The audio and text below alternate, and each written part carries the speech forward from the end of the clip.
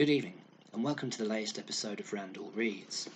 Tonight I'd like to talk about a book called Impatience of the Heart by Stefan Zweig. You might find this book in stores or online under the title of Beware of Pity, but it is the same story. The main character in the book is called Anton. He's a dashingly handsome war hero who's stationed in a small town with the rest of his battalion. One evening, a local landowner asks if he'd like to dine with him in what turns out to be quite a lavish affair with fine food, fine wines, cigars and dancing. Towards the end of the evening, ever chivalrous, Anton asks the host daughter, Edith, if she'd like to dance.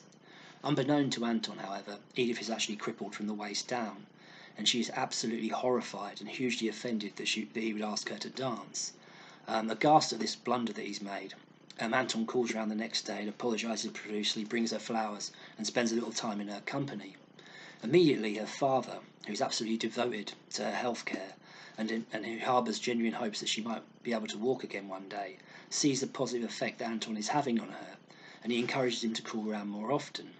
The only problem with this is that Edith soon realises that he isn't calling round with any particular fondness for her, but out of pity, and it leads to a bigger hysterical outburst than when he asked her to dance.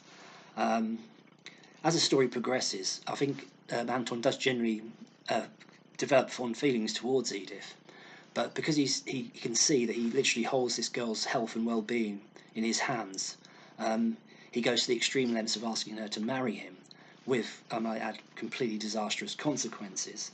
And I think the beauty of the story is that we've all probably been in a situation where we have offended somebody, probably completely unintentionally, and we've had to backtrack, apologise, and probably do things that we would never really dream of doing, to try and make it up to them.